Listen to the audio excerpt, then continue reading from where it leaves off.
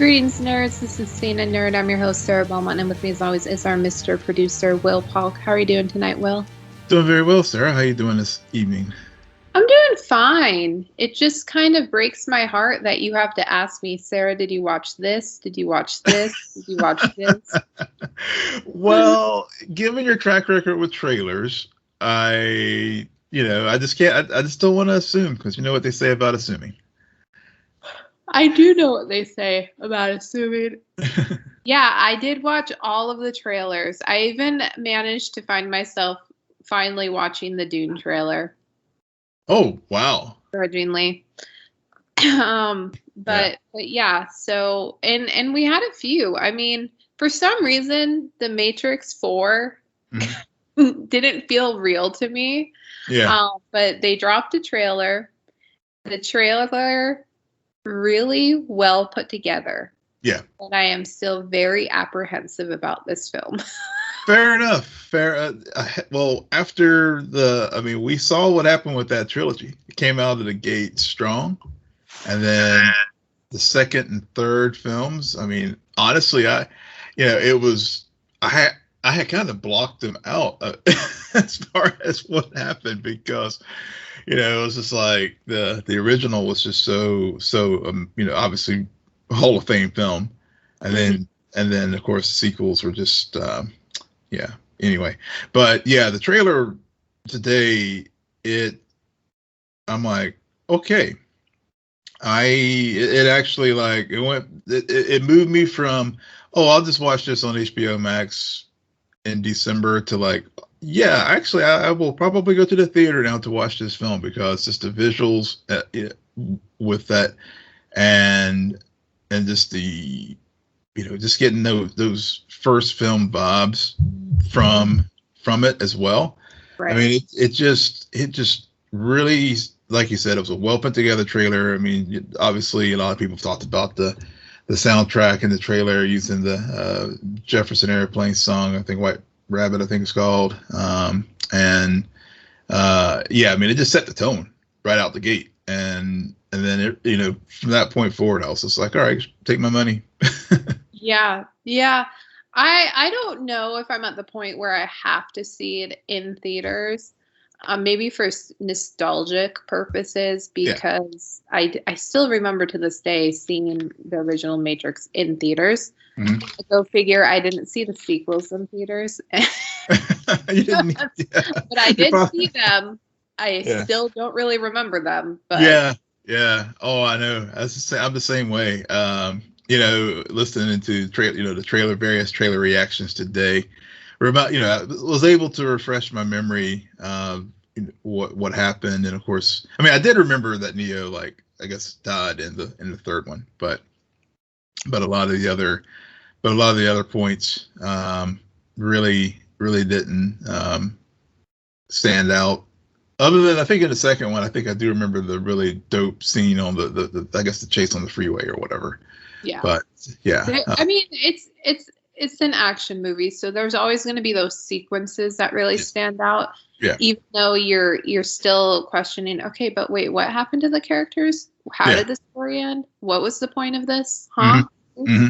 Yeah. So, that it's very exciting to see that potentially this could be the sequel that we deserved. Yes. And maybe even launch another trilogy, for all we know. Maybe not around Neo. It looks like they're going to introduce some characters. I know some people have been talking about who those characters are, because Matrix is starting to become like Star Wars, where there's all the other canon out there.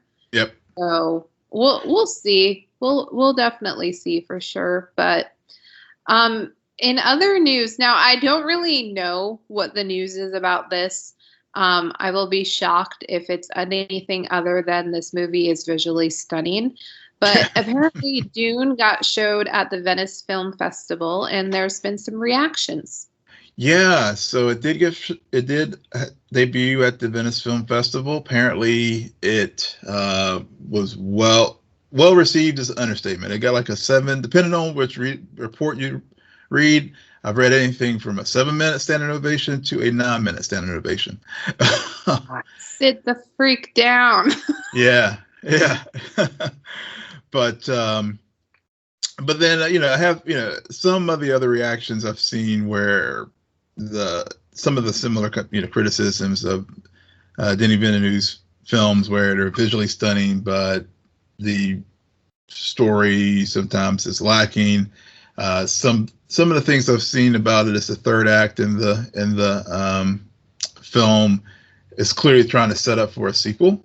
Mm-hmm. And so but then others have been just really, really positive about this film. So this is another one that will have the option of seeing in a theater or HBO Max. I think I'm still.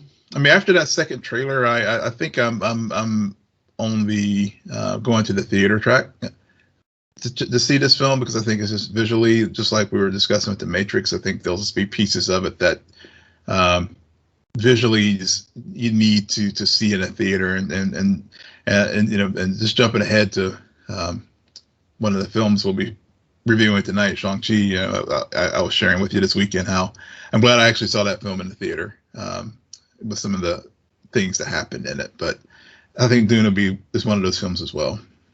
I agree. Dune, and it's because Denis Villeneuve's behind the camera, and that's the only reason why I would want to see that movie in theaters. However, I disagree with you about Shang-Chi. I could have totally seen that on Disney Plus and been completely satisfied. I probably actually would have liked it more because the CGI issues would probably not have been so in my face. Well, I don't want to. Yeah. We'll get more into that later. I don't want to jump too far ahead, but well, you already did. Other news: Andrew Garfield has made it clear that he is not involved in Spider-Man: No Way Home. I'm so tired of reporting on if Tobey Maguire and Andrew Garfield are in this movie that I don't really care at this point. Do you have anything else to add, Will? Well, I had added this on to the rundown earlier in the week when I saw, I guess he was in an article in Variety, and he was basically saying it's news to him if he was in this film, and basically he was like, look, if I say I'm in it, then people are like, well, yeah, we know that, and if he says he's not in it, then he's basically, I'm effed either way. But it may be, again, it could be one of those things where it's like, he has a maybe non-disclosure agreement. And he's just like sticking to it, and maybe he will show up. But I'm like, yeah. But when we get that second trailer, some of these rumors will be put to rest. I know there was some rumor today, I think, on Twitter where there's allegedly a video of Andrew against a blue screen leaked. But again, it's just like, here all believe nothing at this point. I swear to God, if they give that away in the trailer, it's the stupidest thing Disney has ever done. Yeah. But it doesn't make any sense. Right. It really, because they're not going to be a main character in that movie at all. What we're going to get potentially is a cameo. And so you're going to waste that cameo and that shock and that surprise in the trailer. Are you kidding me? That's just ridiculous. Yeah. And also something you said, I think last week or sometime when we were discussing this topic, we've already seen this with Into the Spider-Verse. So I don't think we need to rehash that again. Right. We shall see in December, hopefully not anytime soon. And just, guys, leave them alone. They have other projects that they are front and center lead actors in. Yeah, exactly. In other news, and Will's favorite day, or one of his favorite days, has occurred, and we got a lot of news on Star Trek Day, including a Picard Season 2 trailer and confirmation it will return in February. The trailer, first of all, it's not that I forgot about Picard. It's just been a long time since we've seen that first season. It's been a while. Yeah, it has been a minute. It was a good first season. The second season, I like this anthology approach where this is clearly the same crew. A lot of those faces we got to know in that first season, but this story is not going to necessarily be connected to that first season. It's going to be the crew is on a new adventure, sort of. And this adventure is feels very cinematic. I'll put it that way. It does. It does. That trailer had a very cinematic feel. Of course, it's very timey-wimey. We're getting time travel, and you know, like you said, we're the new cast of characters and some familiar and some old faces as well. Will show up in season 2. Also, as part of this, season 3 was confirmed last night during the Star Trek Day extravaganza on Paramount Plus.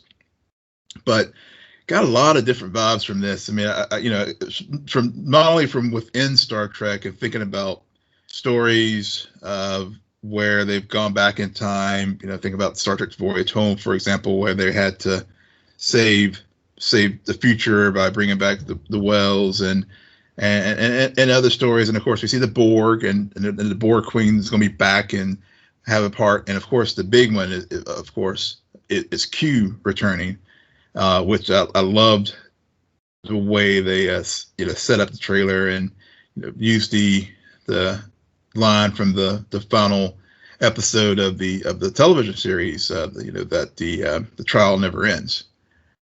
Which was when we first introduced to Q in the encounter at Farpoint at the beginning of the series. And so, yeah, there's just a lot of great things about this trailer that, like you said, it's really, I think they're really embracing the anthology aspect of it instead of the episodic thing that another show that that's actually a spinoff of one of the newer series, Star Trek Strange New Worlds. Was also had big news last night where they introduced the rest of the cast. So Star Trek Discovery, which is also coming back, its 4th season is going to be starting on November 18th of this year.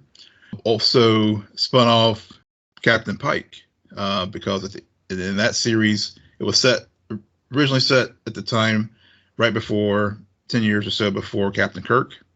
And of course, the 3rd seasons and subsequent seasons now are again involving time jumps, big time jumps, like 1,000 years is where the series is currently set. But the new show, Strange New Worlds, is going to be set again 10 years before Kirk, with Captain Pike, who was the first captain of the Enterprise, and of course Spock and Number One. But some of the big news that came out of that new series is that Uhura, who was one of the original series characters, is going to be in this show. And it's not in the movie J.J. Abrams universe. It's actually the original universe of the series that this show is set in. So we'll see Cadet Uhura, which was, when I saw that, I was so excited, like mistyped her name when I tweeted about it. But also Christine Chapel's also going to be another original series character who's going to be on this new show, and Dr. Mbinga. And then they also had introduced some other new characters. So pacing wise, the Star Trek Day event was a little bit better than Comic-Con at home, but not DC fandom level of presentation wise. But it still had a lot of great moments, and and did the thing that it needed to do, which was just like set up, celebrate the 55 years that the show's been on, but also setting up the future with some of the newer shows that are coming up. Also like Star Trek Prodigy, which is another show where they're going into animation that's going to be on Nickelodeon. And then they did a mid-season trailer for Star Trek Lower Decks, which is on in its 2nd season right now, which actually is really, really funny. It's a great send-up of Star Trek. I know a lot of old heads get like kind of perturbed about it, but I love it because it's like, if you can't laugh at yourself, then what can you laugh at? And I think it does that pretty well with the series. So Well, that's good. I'm glad that it was better than Comic-Con at home. I'm glad it did. And I'm also, like I said before, the Picard season 2 trailer, it reminded me of the first season, the characters that we got to know, and made me excited for February to get here so we can see what the next adventure is. I mean, content is coming. Like, drought is over, and it's going to be another crazy year of a lot of things happening simultaneously. But we deserve it after scraping the barrel of like, okay. Yes. Moving on to talk a little bit more about Shang-Chi and the Ten Rings. Both Will and I saw it over the weekend, as did a lot of other people. I mean, it did pretty well. I guess I say pretty well. I know it broke a record, but it's still not the large numbers that were occurring pre-COVID. But I'm happy to see that people did go out and give this movie some love. I'm not mad at this movie. This movie is very satisfactory. Yeah. Very satisfactory. I had low expectations going into it. And they definitely exceeded those expectations. I still don't understand how with these comic book movies recently, it's always the small, adorable animal that doesn't talk who's the best character in the movie. I just may be biased, but Morris, like, give that man his own movie. Morris is adorable, and just and the fact that he had Ben Kingsley. Like, the other thing this movie does that took me off guard is everybody knows Iron Man 3 is not like necessarily one of the better movies in the MCU. And the whole Mandarin thing was just so weird how they executed it. And so they brought Ben Kingsley back, and they actually showed us who the Mandarin was while redeeming this other character. And my one of my gripes about this movie is they never really showed us what happened to him after everything. Did he stay in the village with Morris, or did he get kicked out? I think they left it ambiguous. They definitely did. And so, I mean, that just opens the door to potentially seeing him again in Shang-Chi 2. But I really, it was a really good timing too, because the plot, we got to know these characters. We had a few very well executed fight sequences, and then we kind of got into this family drama that was going on, and it's like, okay, I see the pattern. Are they gonna like throw us a curveball? And they did, by bringing back this character and showing him and this creature throughout that third act to really, I don't know, to refresh as they enter that final part of the story. I like what they did with the whole it with Trevor. They did several things. They I agreed. It was one of the highlights of the film for me, and Morris as well. I mean, when I did have those laugh out loud moments with the film, it was usually something that they did, and not necessarily the apes monologue. Yes. Yeah, for sure. But also just with Win Woo, whenever he, it was smart in a couple ways with Trevor. One, when Shang-Chi was talking to Wenwu about the whole Mandarin head fake that was executed in Iron Man 3, it it was an in-universe way of like apologizing for multiple sins. Right. Because it was because it was clearly the in-universe. I mean, that was, I mean, even though Ben Kingsley is of Indian descent, but I mean, the whole Mandarin and thing is still a very, you know, toxic type of stereotype that that they dealt with, and they tried to deal with it in Iron Man 3, and you know, and doing so, they still tripped over themselves. Right. and then, and of course, just from a historical standpoint, with this reimagining and retconning Shang-Chi's father, you know, with Fu Manchu. And so, you know, so within universe, they're like, yes, we acknowledge that, yes, history is effed up and we're going to fix this. So I like the way that was a smart way they fixed the issue from a previous film, but also addressed issues from the historical legacy of this character. And so, you know, so I think that was really smart writing again that they had with this film. You know, I agree with you. I thought it was a very solid outing. I mean, and you know, I've had some days to like, because I was really not wanting to make that snap judgment like right after the film was over, because you know you'd be totally prisoner of the moment, and I really want to watch it again before I like really decide where it like ranks for me as far as the MCU. But I will say that it was a very solid like origin story. Right. When you think about some of the origin stories that we've seen, not only in the MCU but even just in the genre period. Right. I thought that, you know, because this really was a character I had probably, you know, I probably knew about Fu Manchu. I mean, and not, you know, just because, more so than Shang-Chi himself, and Fin Fam Foom. I mean, you know, I've heard of those things, but I really never were comic books that I really read or even like thumbed through in the comic book shop or whatever. So I came into this thing completely cold. So it's like spoon feed me at this point. And I think that was what was so good about this film too.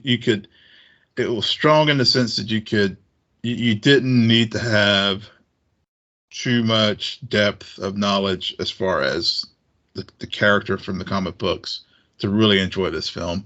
And also it was a good, you know, if a person is just parachuting in now at phase 4 to the MCU, you know, it was a good entry point for them, because, you know, they had the right amount of, you know, with Wong, and, you know, really establishing that Doctor Strange is definitely the new Tony Stark as far as the, I guess, de facto leader of the Avengers moving forward.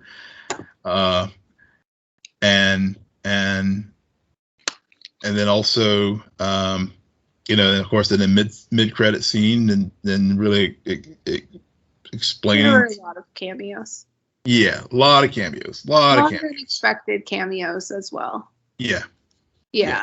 But I mean, I agree. I think that the action sequences up until I still have my issues with the third act, because they went DC, in my opinion, with some of the visuals and the special effects. I get it, but come on. That being said, I think beyond Morris and Trevor, the thing that worked was their villain. Yes. Was really complex. Mm-hmm. And we've noticed with Marvel movies, they work better with the more complexity you have to the villain. So it's one thing for us to enter this movie and be like, okay, so Shang-Chi has some daddy issues because his daddy is Mandarin. Who wouldn't? But it went down beyond that. I had no idea he had a sister. Yeah, I didn't either. But okay, all right. And I also like how that it wasn't just that he had a sister, but the Mandarin is also her dad. We have a badass sister who they were able to bring in her story and make you understand her perspective, and that's why her end credit scene made sense.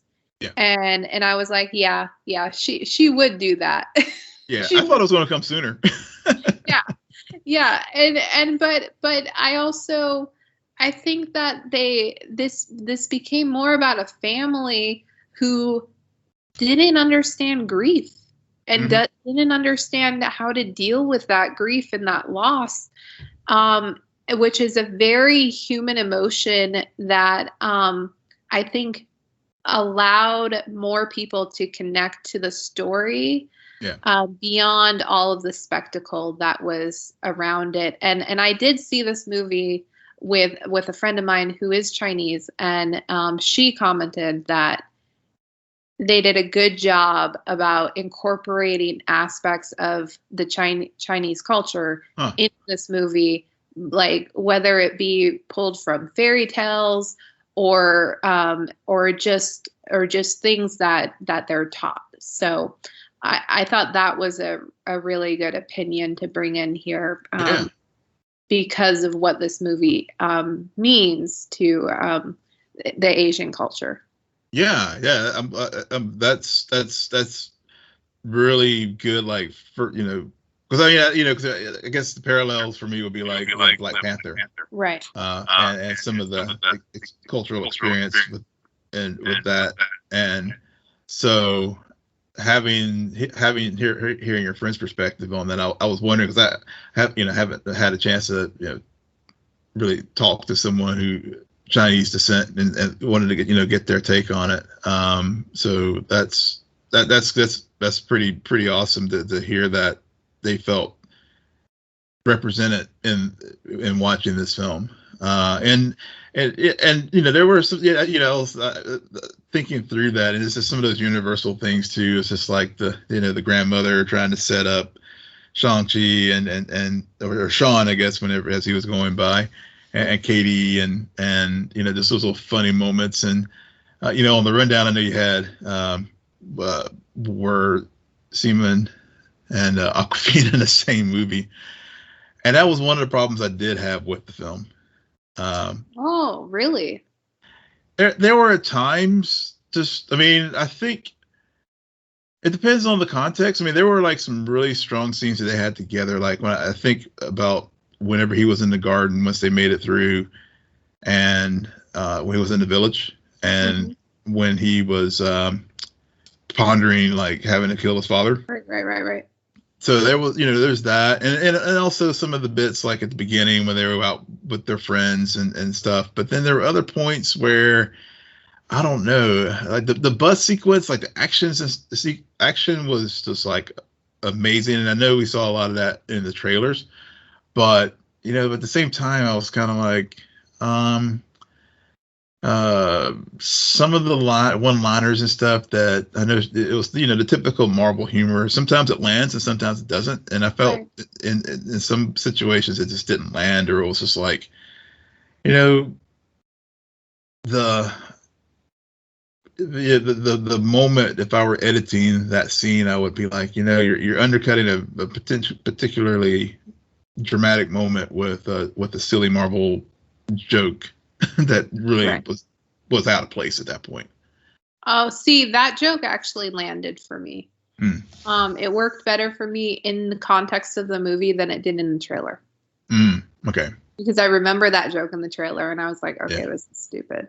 Yeah. But they it's not the same thing. It's taken out of context in the trailer, in my opinion. Yeah. But I mean, I have very mixed feelings about this too, because I think that those two characters have a true and honest friendship. There was freaking no romantic chemistry between them. Yeah, I completely. That just pisses me off, because I'm blanking on her name, but I know of an actress who I've seen in a movie where she would have killed that part, and she would have brought the heat. And I get why you cast Aquafina, but I just wonder if they had an actual chemistry read, because if these two are supposed to go where they're hinting they're gonna go, I'm just like, I just don't see it. You sold me on their friendship. You sold me on them being like lifelong friends, but the chemistry, I just was not. And you know me, Will. I call a ship when I see it, and I am not seeing a ship whatsoever. Yeah, you do. You do. And actually, see, I got the different.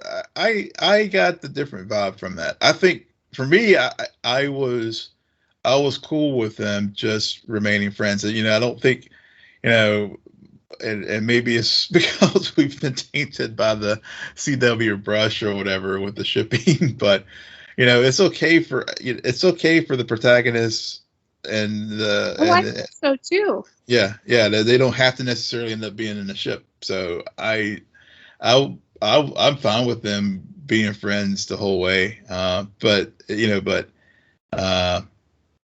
and not being a love interest down the road.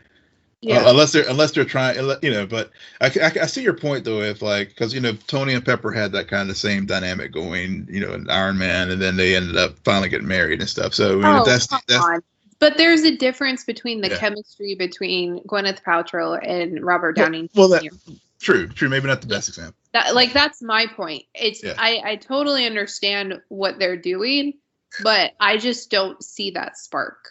Mm-hmm. And that spark should be there. The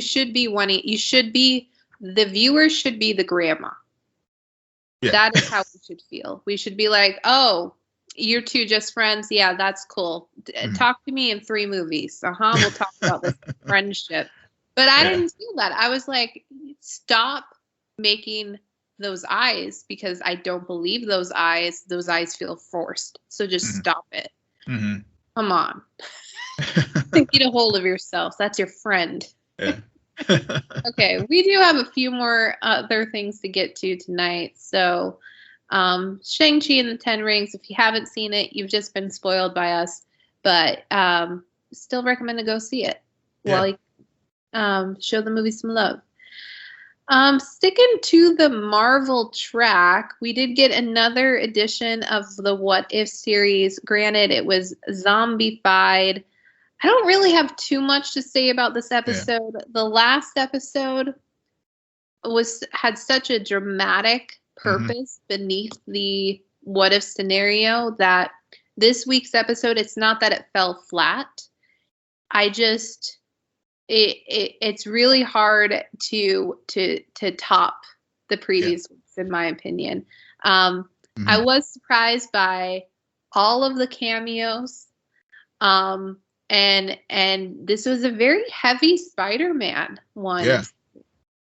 I was a bit shocked by that. And also, I didn't realize how much of a badass Hope was. I didn't realize. Yeah. They definitely, it was definitely heavy Spider-Man, Ant-Man, and the Wasp centric episode. And I guess, and also Banner as well. I mean, but I agree with you that this episode, I mean, I think for me, there were like a lot of just solid, like laugh out loud moments that I had as I was watching it. But overall, it was just like, okay, it was good. Not my favorite. Actually, I think if I had to rank them, this is probably like I've liked them all, but I think this is like, my one that I was kind of like, it's like, if I had to rank it, I would say last week was 1, the Star-Lord was 2, the Avengers 3,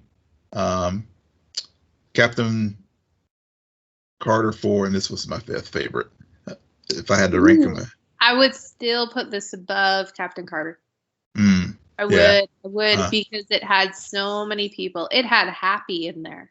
Yeah, it did have a lot of the supporting cast. I mean, it's when they're happy. Yeah. What are you doing? I think what this episode did well was from the get-go, it threw me off when we started with the end game flashback. No, Infinity War. Mm-hmm. Infinity War. And then all of a sudden, it also explained how the virus started, and the virus started through something that occurred in Ant-Man 2 and a change that happened there. And I'm just like, whoa, whoa, whoa. Yeah. And then we get started on this story, and you're seeing all of these characters, whether they're still alive and fighting or they're the zombified version. It took me off guard when we saw T'Challa, as well as Vision and Scarlet Witch and that. And it definitely was a fast-paced episode where there was a lot of movement, a lot of deaths, a lot of things that it was like a fast-paced zombie movie, which I think they were going for. But I agree with you, because there just wasn't that overall arc. It didn't stand out as much as maybe a few of the others.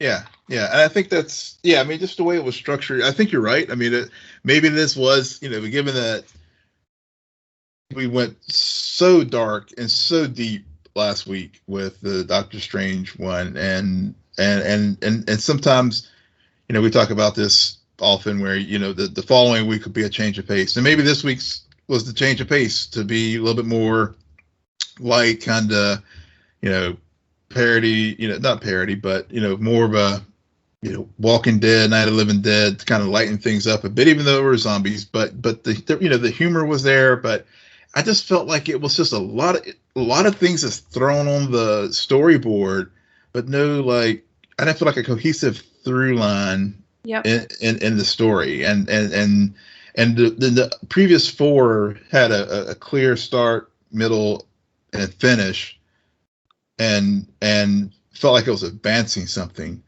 This just felt like, oh, let's just do some cool shit, and we'll just have fun with it, and have the watcher get. I mean, one thing that did stand out that I remember is we're getting again, another week where the watcher is closer, and actually this week we got to see his lips move, and so there's that. But beyond that, I just felt like there's some cool things here and there, but it's just I mean, I've enjoyed them all. I mean, not to say I didn't enjoy it. It's just that for me, it's just like low. Yeah. I actually would also put this above the if the Avengers all died. Because Spider-Man's monologue about hope. Yeah. That was so true to his character and to what we know and his loss. I mean, that's one of the reasons why Spider-Man is so beloved, is because if you look at his whole story, he has lost a lot. Yeah, and that's true. So hopeful. And then you also, I for whatever reason, I appreciated more of the Ant-Man story that was incorporated, the Ant-Man, the Wasp, and all of that in this, as opposed to when the Avengers died, because it just, I don't know. There was something about that episode where I wasn't as engaged as I think I was. And then on top of that, because we've already seen WandaVision, when they brought in Vision and seeing what he was doing. Yeah, true. Oh my God. That is consistent. Yeah. So I mean, despite what you were saying about some of the weaker parts, those moments still stood out to me, where I'm just like, I would actually probably put this above a few of the other episodes. Fair enough. And and it could just be my own this inherent bias against zombie films and stuff too. Yeah. That may be coloring my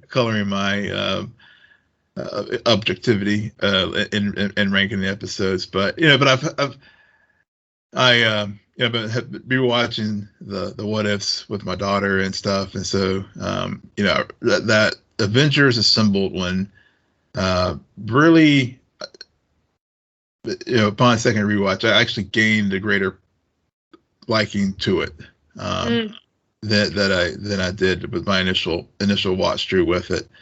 And maybe once I'll watch this one the second time, maybe I'll redo my ranking. And once we get through all, I think it's 9 episodes with the first season. So check back with me then as far as how I rank all these. So, but that's just again, that's just sort of my one day removed take on it. Yeah, what you brought up about the pacing of a season and how sometimes when we have those episodes that are really dark, you have to go to the other extreme. Not that a zombie apocalypse is lighthearted. Yeah, but they're yeah. But I think that also applies to what happened in Stargirl this week, where we went off of a few episodes that were very light, very, very much like, okay, a lot of build up. And in this episode, we actually did get the first showdown between the Justice League and Eclipso. Very dark moment. And kind of horrifying. Yeah. Please work on your freaking CGI, people. Like, come on, the paint. I see what you were doing, but whatever. This episode, I like better than a lot of what I've seen in the second season. With the setup with Cindy, like, this is what I've been missing. Okay, I've been missing this thread about her mother. I hope we find out. I hope we actually see what happened. I really like that exchange between Cameron and Cindy, because we're still Cameron is like Cisco on this. So like randomly we'll place him in episodes and he'll randomly not be around in episodes. And so it's very hard to really connect with that character. But in this episode, he was very present, and we see him still dealing with the grief of his father's death. And Cindy is trying to convince him to join her squad. But that moment, and that was just a great acting moment between these two actors, where he talks about how he will never believe a word she says, because when her mom died, she came to school and said, I never really liked her anyway.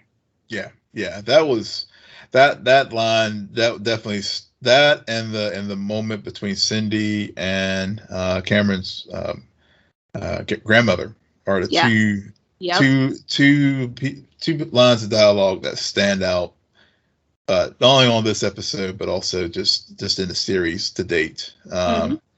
Because like as you said, it really sets up. We've known all of Cindy's issues. We know how the Dragon King tried to, he basically molded her into Shiv, and like you, I want to know what happened after the Dragon King startled her. And so that so Cameron and her, and basically like blowing her off as far as like trying to establish her new ISA was a very powerful moment. And then just the literally chilling moment with the grandmother and Cindy, where she like puts huffs the cold air. I'm glad that we finally got a grandma payoff, because they've been lurking. And I didn't realize how much that power was inherited. And so that's cool to see the lineage and the legacy, and I like that aspect. Yeah. But I also think that the writers really got Sydney and Cameron right in this episode, and I just keep thinking about the whole Eclipso showdown where he taunts Rick. Yeah. Because Rick is apparently, this is news to me, everyone. Apparently Rick is like being like, am I a monster because, or is Grundy the monster? Which they've shown these clips where he still believes that, or no, Grundy is still out there in the woods, and so he's trying to feed him as like a type of penance, I guess.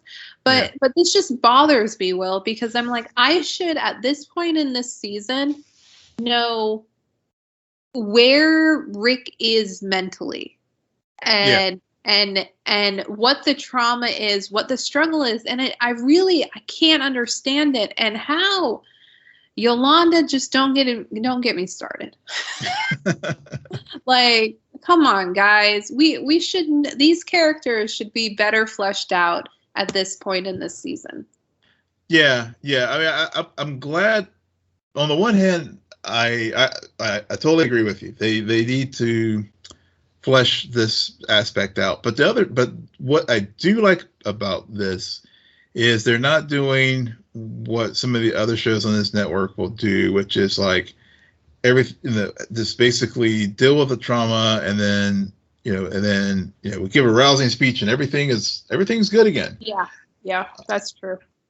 So there is, I think there is greater depth of character and character development as we see it. Because I think we do see some of the flashbacks, and particularly when Eclipso was taunting Rick in the school of the night that Grundy kills the original Hour Man and Rick's mom. So we get So I think Rick still has a lot of unresolved issues with that as far as the loss of his parents.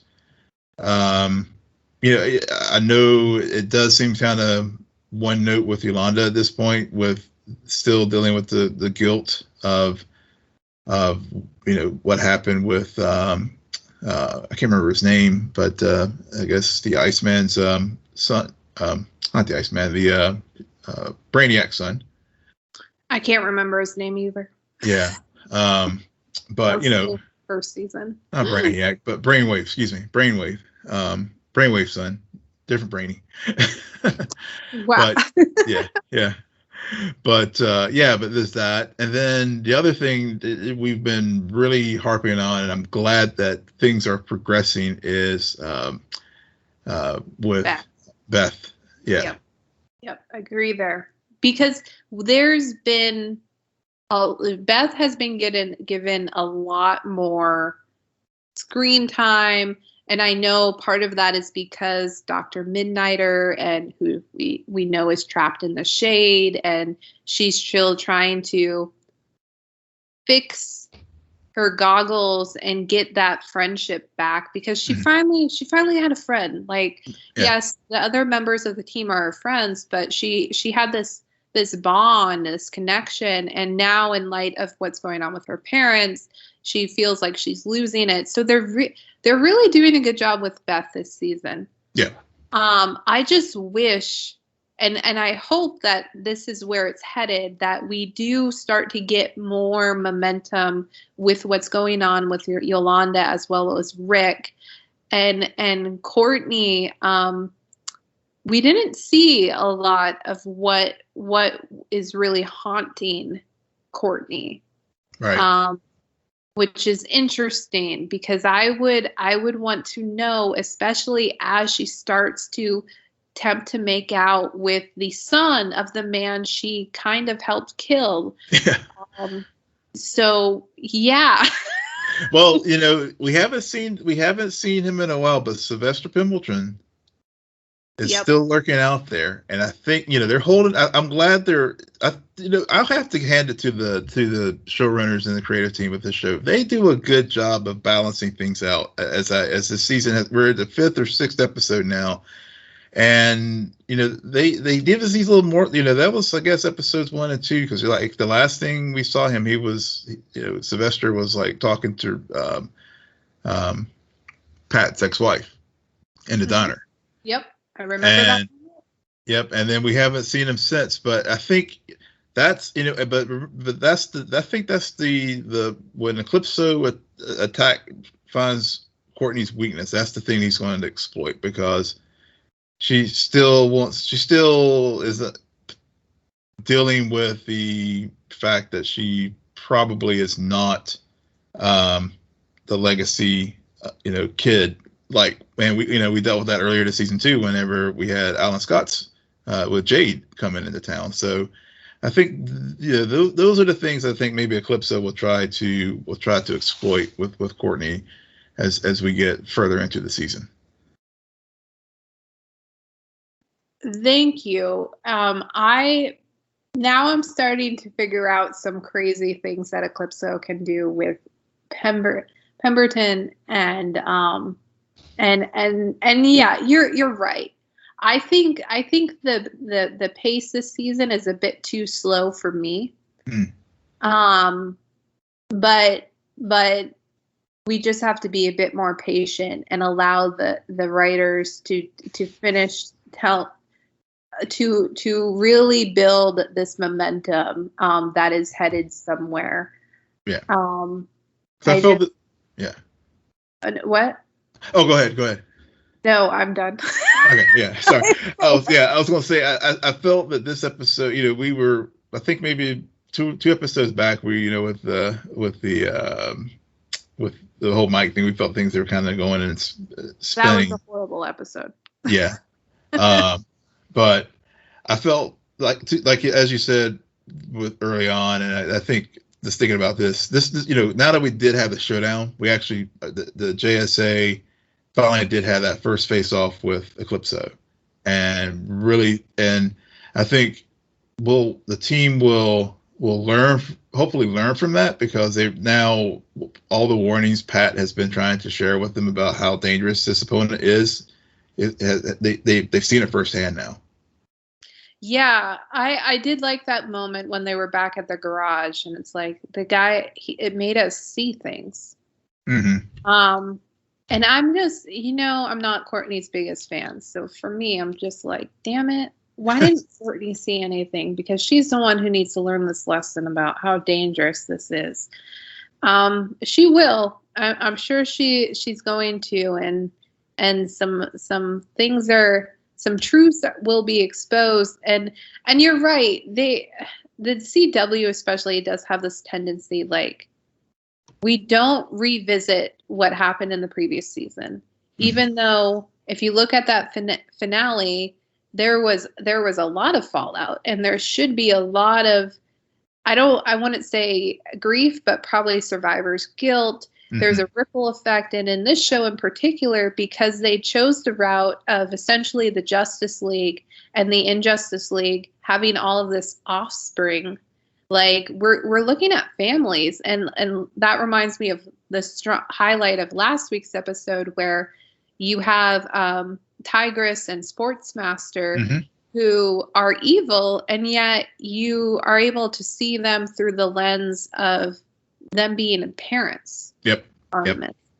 So I think overall this episode reminded me had more of the season 1 magic that I think the last few episodes have been lacking on. And I hope that they just continue to build upon that. Agreed.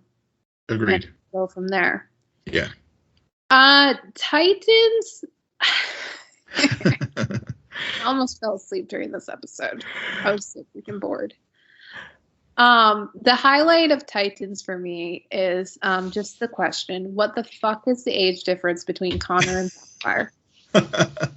What is that age difference? I need to know, because I am not sure if the looks are appropriate or weird. I can't make up my mind about it. I'm very conflicted here.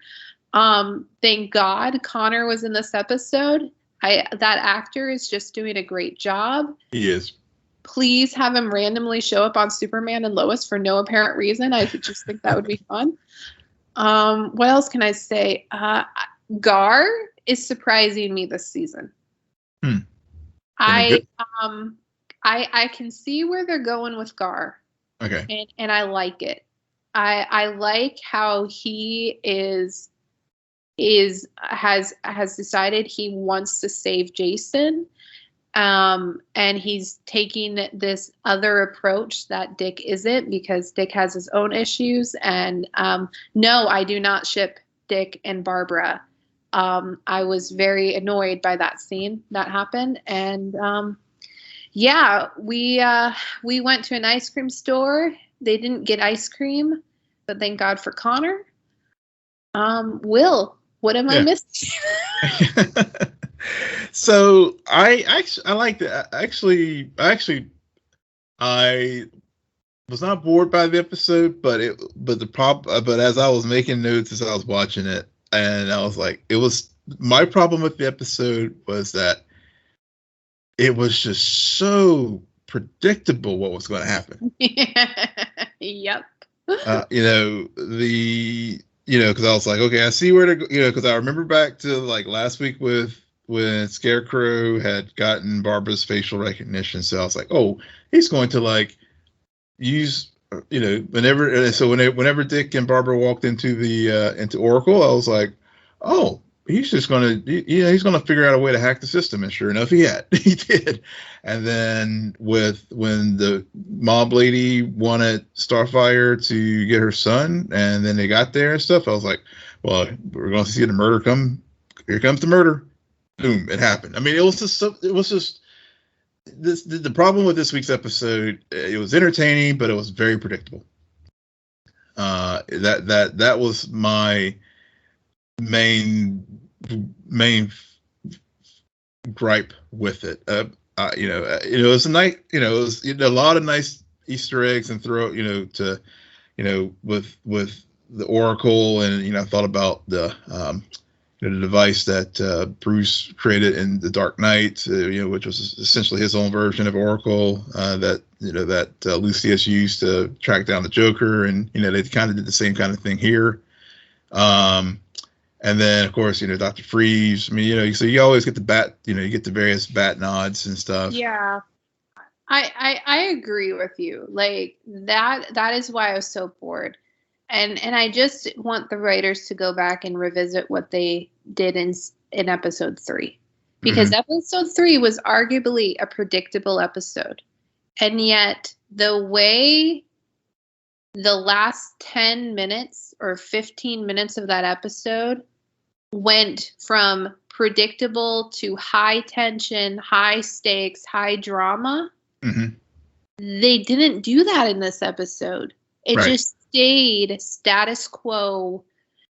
Oh my God, they came in and did they manage to capture Crane and Jason, which by the way, they don't really explain how those two randomly got away. Yeah. Come on, guys. I thought you were superheroes. Yeah. but they ruined the plans for the shipment and the drugs. And I see what they're going to do with Jason, and it's just yeah. You hit it spot on. It's a predictable episode that didn't have any like, this is why we're doing it.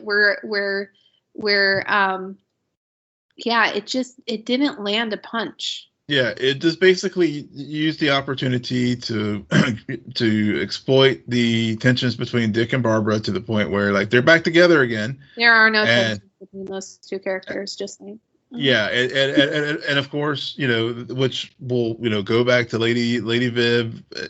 Something's going to happen to Barbara because that's just what's going to happen. Because whenever you have two characters like that in love, you don't introduce a lady. Will, they're not in love. They are in lust. Well, they're in lust. Excuse me. They are in lust. Okay, they are not in love. I stand corrected. They're in nostalgic lust. Yes, I stand corrected. You are correct. They are. I think that's well said. Nostalgic lust, and yeah, Lady Viv's going to take advantage of that, and so that's why you bring that kind of character into the story. Which is I hate that they've shoved Dick and Corey's relationship to the side. I mean, they just like they hooked up, and then like now you're like, okay, he has to hook up. Maybe they had, somewhere off camera they decided too complicated. We can't work No, together. it's not too complicated because they've hooked up more than once. They hooked up in season 1. They hooked up on season 2. I've been counting. Yeah. They, for some reason, they have decided that this season shall not be hooking up. But there has been some eye contact. There has been some suggestions that there are still feelings there. They just want to play this Barbara thing out. Yeah, to her inevitable. I hope not demise. I mean, Barbara clearly, you know. I mean, granted, obviously, you know, they can. It's different from the comic book universe, but Barbara, you know, is still with us. So I hope they don't like end up killing her too. But you know, who knows? Maybe they might. But we need some stakes, people. We do need an awfully long time ago. We need some new stakes. Yeah. Speaking of stakes, and I agree with you with Connor and Blackfire. It's just like I guess he's in his maybe early 20s at this point. But he and Gar are like the youngsters. I mean, they're like the 16, 17-year-olds, I guess, at this point on the team. I don't know. I don't understand. They haven't confirmed he's half alien. She is full alien. Just a lot of mixed signals. But those two have more chemistry, weird chemistry, but more chemistry than Barbara and Dick. They do. Yeah. I mean, it bounces off the screen. Even like whenever if he first showed up at Wayne Manor, that definitely, I completely agree with you there. But you know, like I said, maybe next week it'll be they'll regain their footing, and at some point they're going to have to reintroduce Raven and Donna Troy as well. So for Donna, not for Raven. I have not. So, on that note, Will, why don't you tell our listeners where they can find you? Yes, you can find me and tweet me at Will M. Polk. That's WILLMPOLK. You can find me on Twitter at SJ Belmont, SJBELMONT. Please follow our crew on Twitter at SNN Nerd. Find us on Facebook, follow us on Instagram, and our website at www.cnnerdpodcast.com. But most importantly, rate, follow, and comment on Apple Podcasts, Spotify, YouTube, Google Podcasts, or wherever you get your podcasts. Good night, Geek Out. You're welcome.